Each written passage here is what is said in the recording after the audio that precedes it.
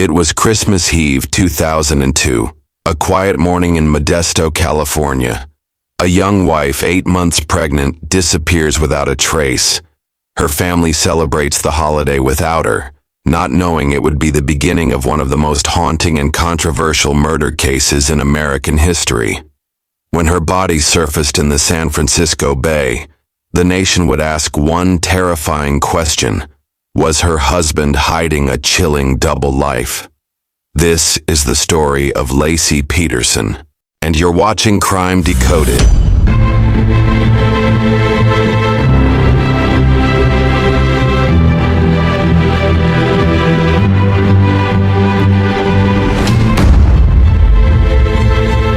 Laci Denise Rocha, born 1975 in Modesto, described as vibrant, friendly, loved gardening and family. Met Scott Peterson in 1994 at California Polytechnic State University. They married in 1997. From the outside, successful couple. Scott managed a fertilizer sales business. Laci taught substitute classes, excited about starting a family. In 2002, she became pregnant with their first child. They named him Connor. Their lives appeared picture perfect, but behind closed doors, cracks were forming.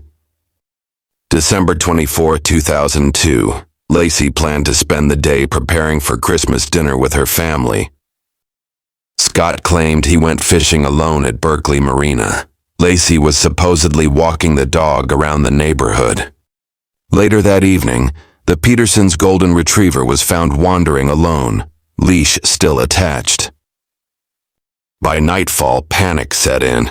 Laci's stepfather reported her missing. 8 months pregnant, she took her dog for a walk in the park. The dog came home with just a leash on. Suspense beat. Community launches massive search. Missing posters plastered everywhere. Whoever has her, please, please, please let her go. Bring her back. We love her so much. We want her back. Please, let us have her back. The holiday cheer turns into a nightmare. Media swarms Modesto. In the Central Valley. Laci went missing Christmas Eve. She's 27 years old and she is over 8 months pregnant. Scott Peterson admits to having an affair ahead of the death of Laci Peterson. The Peterson case has now taken on celebrity status. The story of so many lies, and oh yes, murder. 911. Yes, my daughter delivered this morning. She's 8 months pregnant. Coincidence in criminal law. And she was there, and they tried to burglarize it, and they killed her. These are bad people, but maybe they're not the worst of the worst. And they made a mistake, and they could change it. Right. But let her go. Laci's story grips the nation. A beautiful pregnant woman missing on Christmas Eve. Volunteers search fields, lakes, canals. Scott appears calm, detached. His interviews raise eyebrows. Police track his fishing trip. Strange choice on Christmas Eve.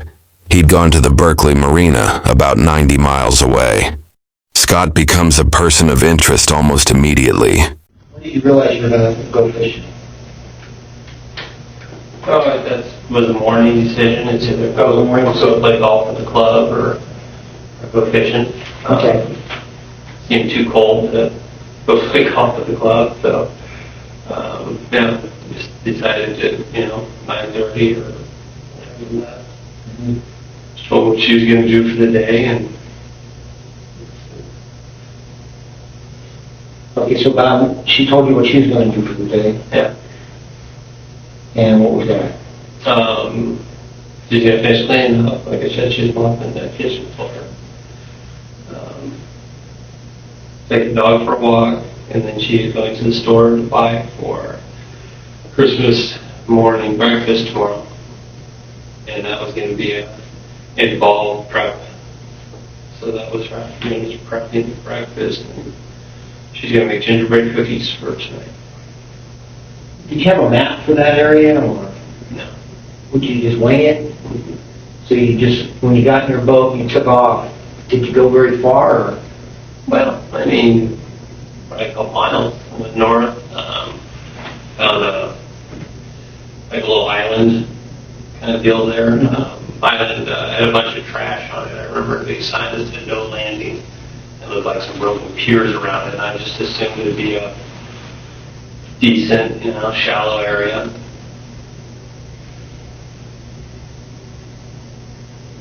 Did you troll? A little bit. I mean, a lot of the reason I went was just to get that boat in the water to see, Yeah. Was there anything out of unusual, out of normal in your house?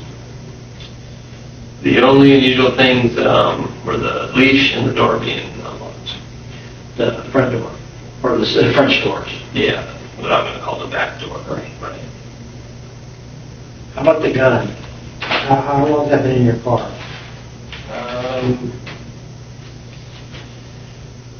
Probably a month. To Long Pine to shoot pheasants, took it with me.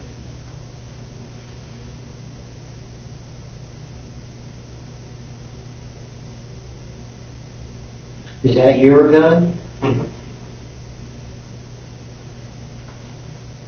Thought it's seen better days, but Yeah, it looks like it. I don't think I tried to shoot it once in Long Pine, it didn't go off. So, it's, I mean, have you had it a long time? yeah, I think I got it.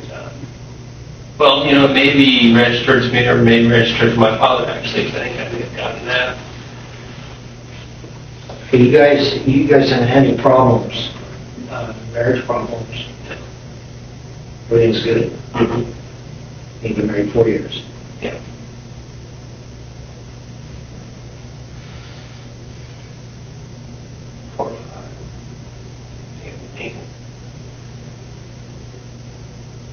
I guess it's 5. I think I married in 97. So you were married in 97? I believe so.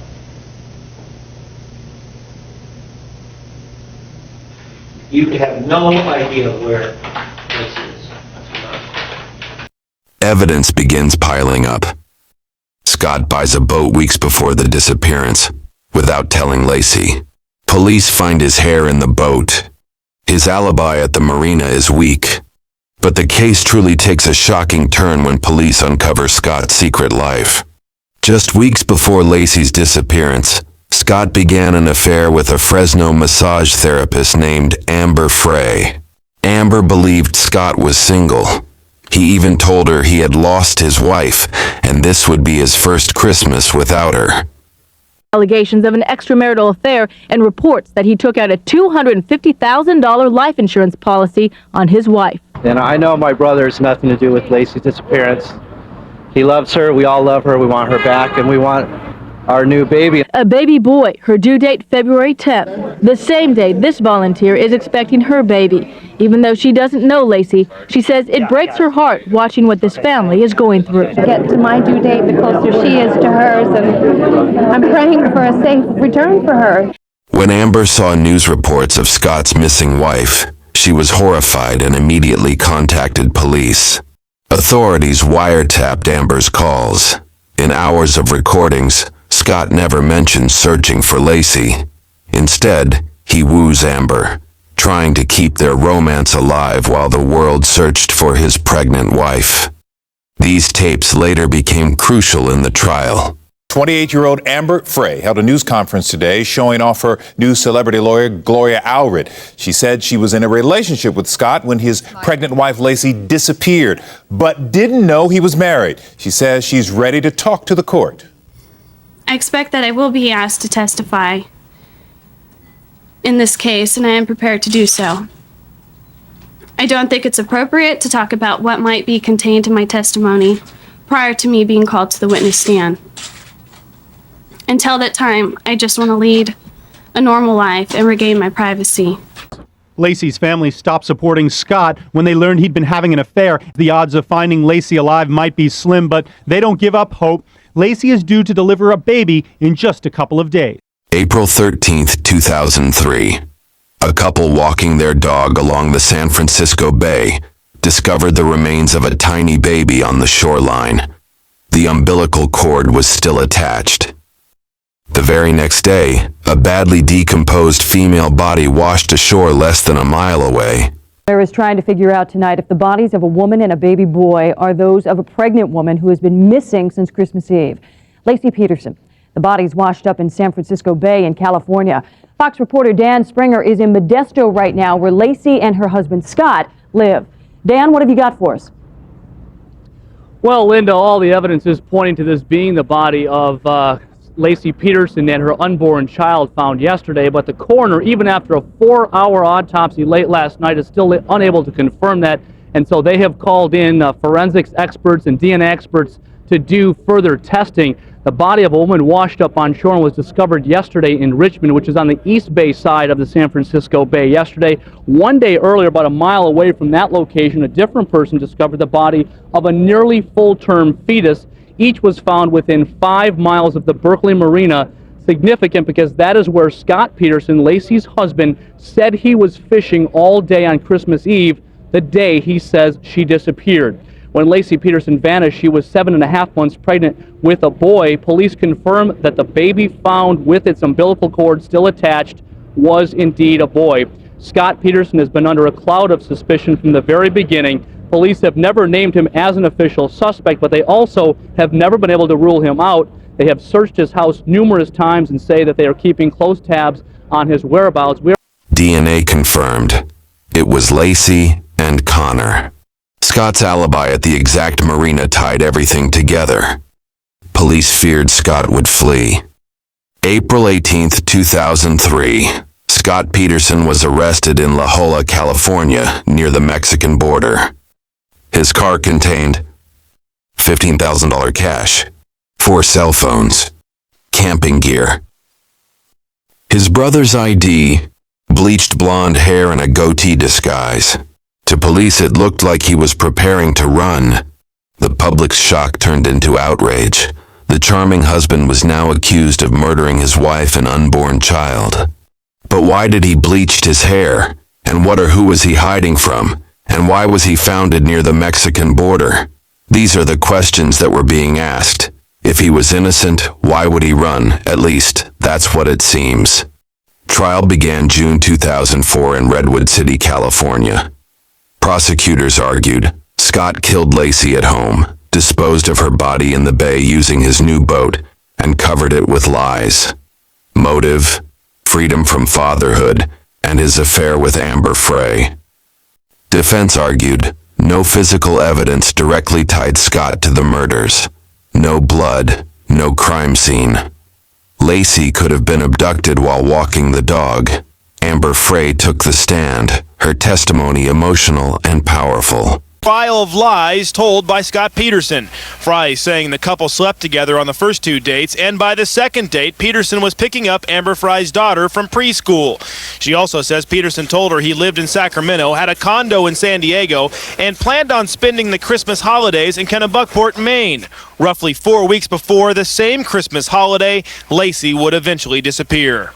Charged with murdering his wife and unborn son, Scott Peterson stared at Frey throughout the testimony. Wiretap recordings played for the jury. Scott speaking about romance while his wife was missing. After months of testimony, on November 12, 2004, the jury returned a verdict. Guilty of first-degree murder of Laci and second-degree murder of Connor. We, the jury, further find the degree of the murder to be that of the first degree. The decision came after a tumultuous week of deliberations by a jury that appeared to be unable to overcome its differences. 2 jurors were kicked off the panel in just 2 days. One of them was the jury foreman, raising fears that the headline-grabbing case would end in a mistrial. Sentence: December 13, 2004.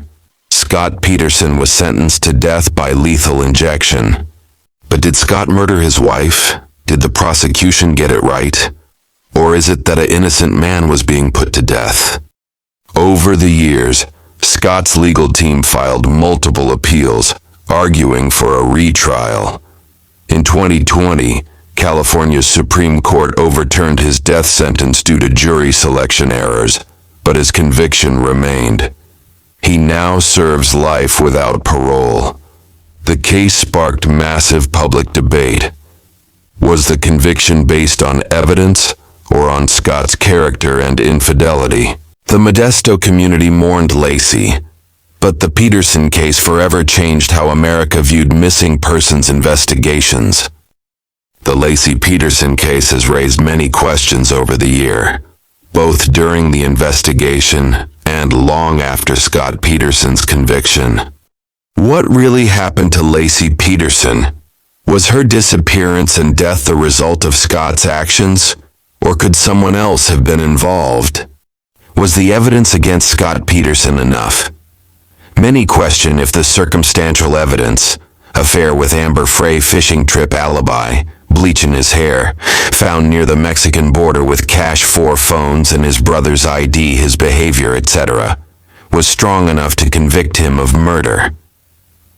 Why did Scott go fishing that morning? His alibi seemed odd. Why would he choose to go fishing on Christmas Eve when his wife was due to give birth soon? What about Amber Frey's role? Did Scott's affair with Amber Frey directly prove he was guilty, or just that he was unfaithful? How were Laci and baby Connor's bodies found in the bay? Was it coincidence, or does it directly tie Scott to their deaths? Was Scott Peterson given a fair trial? His defense argued that media coverage and jury bias may have influenced the outcome. Why was his death sentence overturned?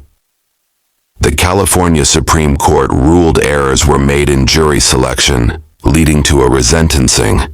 Could there have been another suspect? Some theories suggest burglars or strangers may have been involved, though no evidence has proved this. What was Scott's motive? Was it simply because he didn't want to be a father, or was there a deeper financial or emotional reason? Where does the case stand now? With Scott Peterson's sentence changed from death to life in prison without parole, questions remain about possible appeal or new evidence. The real truth is, the Laci Peterson case wasn't just about a missing woman. It was about deception, betrayal, and a nation forced to confront the horror that sometimes the danger comes from the person closest to us. Whether you believe Scott Peterson was a cold-blooded killer or the victim of circumstantial evidence, one truth remains. 2 lives, Laci and baby Connor, were stolen, one before it even began. And in the end, justice is still debated to this very day. This was the decoding of the Laci Peterson case. Coming up next on Crime Decoded. Some crimes are committed in silence. Others are practically begged to be told. 17-year-old Sarah Grace Patrick, accused of murdering her own parents in cold blood. This will be a big story. I have intel for you. She reached out to true crime creators, asking them to cover her killings like it was entertainment. Was she seeking justice or fame? This is the shocking case of Sarah Grace Patrick.